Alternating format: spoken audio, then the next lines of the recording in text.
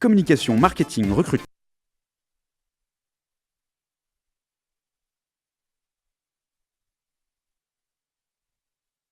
Communication, marketing, recrutement. Vos besoins ont des solutions vidéo avec Décideur TV, le studio. Jeudi 3 octobre, bienvenue dans le Duplex Bourse. Nous retrouvons Giovanni Filippo, notre expert de la salle des marchés de Bourse Direct. Giovanni, bonjour. Bonjour Pierre. Alors l'Europe rassure, la crise politique italienne est écartée. Enrico Letta a obtenu la confiance des sénateurs et des députés. Il va pouvoir poursuivre sa politique de réforme pour sortir son pays de la récession. Et puis également de très bonnes statistiques des activités dans les services en zone euro sont parues ce matin en Europe et en Chine, Giovanni. Effectivement, c'est très encourageant comme vous l'avez souligné. Et s'il n'y avait pas malheureusement ces questions de mur budgétaire aux USA, on aurait pu avoir ce matin un marché en hausse. Alors voilà, effectivement, on y reviendra. C'est la crise politique aux États-Unis qui pèse sur la tendance malgré les bonnes nouvelles en Europe et en Chine dans l'économie mondiale. La BCE se réunissait hier, nous l'avions évoqué dans le Duplex Bourse d'hier. Il semblerait que ce soit le statu quo qui prime, même si on a essayé de rassurer les investisseurs, mais seulement par des effets d'annonce, mais aucun fait évoqué de LTRO. Comme à son habitude, Super Mario, le président de la BCE, a soufflé, je dirais, le chaud et le froid, quand même, à quelques égards, prévenant qu'il fallait quand même continuer à adopter des réformes structurelles et surtout les faire de façon plus marquée, avec une pointe d'optimisme, se voulant rassurant et prêt à agir si nécessaire. Donc, il tient les commandes, il avertit les marchés qu'au cas où, si vous voulez, il y a la possibilité que la BCE intervienne, mais je pense qu'il peut se garder des munitions sous le pied, on va dire. Voilà, et peut-être effectivement continuer à encourager les gouvernements à réaliser les réformes structurelles nécessaires. Tout à fait. Alors, du côté maintenant de l'analyse technique, dans ce contexte, là où on oscille sur le CAC autour de l'équilibre, qu'est-ce que vous allez surveiller comme seuil ? Alors, on est un peu dans une tendance d'ambiance, je dirais. En ce moment, manque de certitude, je dirais, égale valse d'hésitation.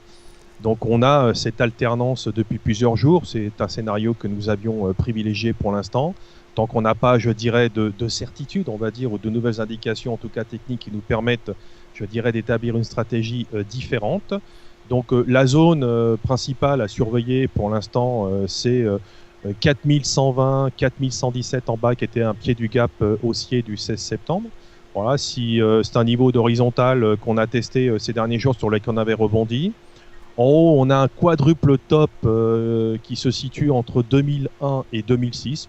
Pour moi, je situe surtout l'essentiel à ce niveau-là, même si bien sûr, il y a des petits paliers intraday qui sont travaillés, et notamment 4182 pour la séance et 4150, qui sont un peu un niveau de zone neutre dans laquelle le marché, je dirais, ne se définit pas. Le seuil d'alerte de la tendance haussière à court terme se situe à 4047, ça c'est le scénario du pire, c'est-à-dire casser ce point-là, on remettrait en cause la dynamique haussière de ces dernières semaines. Et pour reprendre, je dirais, un billet acheteur et retrouver de l'intérêt à l'achat sur les valeurs, il faudrait passer déjà le quadruple top et ensuite s'affranchir des 4235 qui est un niveau assez intéressant pour aller chercher derrière ce qu'on considère nous comme deux objectifs majeurs pour le mois et pour le trimestre actuel, 4280 et 4330. Alors, du côté des valeurs, Alstom est fortement sanctionné avec des incertitudes qui pèsent sur la rentabilité dans certaines zones géographiques, Giovanni. C'est exact. Alors, il n'y a pas de nouvelles particulières ce matin qui expliquent la forte baisse d'Alstom, qui perdait plus de 4% même au pire de la séance, puis forte baisse donc du CAC 40. Les investisseurs semble douter de la capacité de la société à être rentable compte tenu des incertitudes, comme vous l'avez évoqué, sur certaines zones géographiques, même si le PDG a annoncé son intention d'intensifier les plans de réduction de coûts dans le but de mieux résister en basse eau. Mais on va dire que la communication, pour l'instant, ne convainc pas les investisseurs. Ne convainc pas les investisseurs. Pour une valeur qui est restée quand même pas mal en retrait ces dernières semaines et ces derniers mois et qui pour l'instant ne retrouve pas les faveurs. Alors en revanche, tout se passe bien du côté d'Alcatel qui est à un plus haut depuis 2 ans, Giovanni. C'est exact. On revient sur des niveaux de l'été 2011. On a franchi récemment un niveau de résistance important à moyen terme, un peu un pivot de tendance moyen terme sur la valeur 2,70, 2,75, donc on est au-dessus à l'heure actuelle. Elle bénéficie toujours d'un courant acheteur dominant, même si ce matin, Raymond James a abaissé de achat fort à performance en ligne, alors que l'on a appris également que BNP, qui a une position vendeuse, la maintient, et qu'un hedge fund américain qui s'appelle Capstone l'a renforcé, lui, et une position vendeuse qui représente 1,22% du capital. Donc ça pourrait aussi, en cas de continuité à la hausse, pousser et renforcer le mouvement haussier pour peu qu'il y ait des positions de rachat de short qui rentrent en ligne de compte. Mais pour l'instant, ces vendeurs restent fermes sur leurs intentions et le dévoilent. Alors voilà pour les valeurs sur le CAC. À Wall Street maintenant, eh bien, la tendance était également légèrement à la baisse hier, suite à des publications moins bonnes que prévues de l'emploi, des créations d'emplois dans le secteur privé. Et puis bien sûr, avec dans le contexte de crise politique, toujours un blocage des administrations, de certaines administrations fédérales américaines. On est réellement dans une phase de distribution sur le marché américain, Giovanni? C'est ce qu'on constate d'un point de vue technique. Effectivement, on est dans une phase de distribution après 2 ans de rebond assez fulgurant, tout comme sur le CAC 40 d'ailleurs. Voilà, aujourd'hui, je pense qu'il y a quelques ventes de précaution, quelques prises de bénéfices qui s'opèrent, mais d'un autre côté aussi, on n'assiste pas non plus, si vous voulez, à un trou d'air significatif. Ça consolide doucement mais sûrement. Les questions budgétaires continuent d'inquiéter les marchés américains. L'approche à mi-octobre de la question sur le déplafonnement le 17 de la octobre, dette préoccupe également.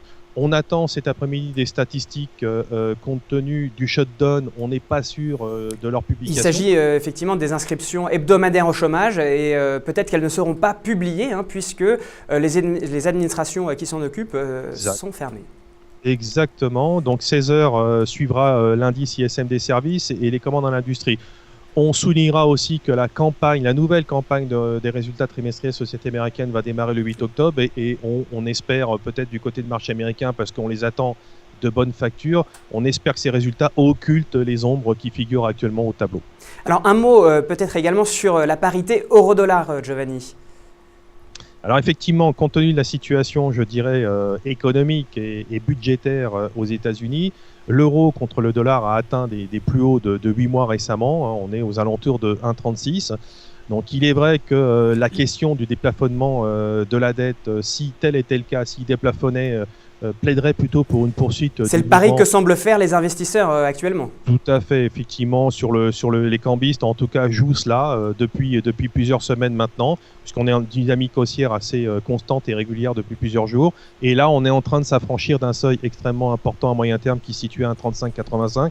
Et on pourrait très bien aller retrouver les plus hauts de janvier à 1,3710, voire 1,3850, si était confirmé un déplafonnement de la dette, bien entendu. Voilà, ce qui pourrait calmer un petit peu la progression de l'euro, c'est, je dirais, un règlement budgétaire et éventuellement, si vous voulez, un non-déplafonnement, en quelque sorte. Alors, je reviens pour terminer sur l'aspect, effectivement, blocage aux États-Unis. De certaines administrations.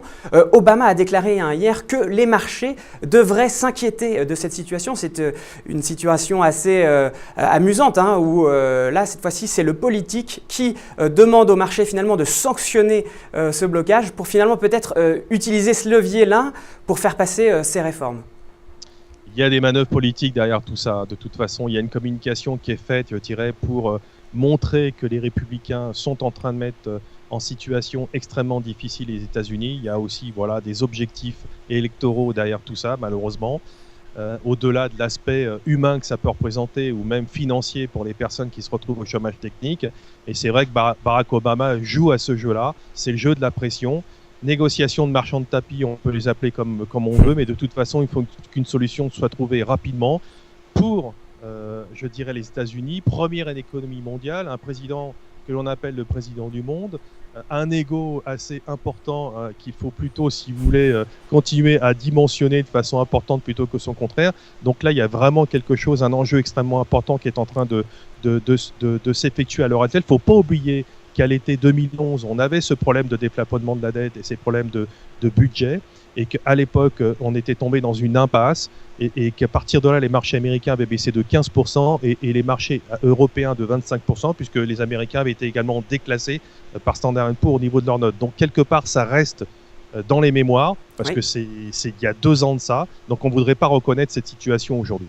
Donc vous pensez que les investisseurs, là, à l'ouverture à Wall Street, vont effectivement plutôt parier à la baisse ? Eh ben, ils vont déjà arrêter d'acheter, je pense que c'est la logique actuelle compte tenu des incertitudes, mais ils vont plutôt être tentés, si vous voulez, de vendre gentiment pour essayer d'engranger un peu des bénéfices et de faire des ventes de précaution en attendant voilà, qu'il y ait des certitudes un peu plus enthousiastes de ce côté-là. Eh bien, merci beaucoup Giovanni de cette analyse et de ce débat passionnant entre politique, économie et finances de marché. À demain pour un nouveau Duplex Bourse. À demain, merci, au revoir.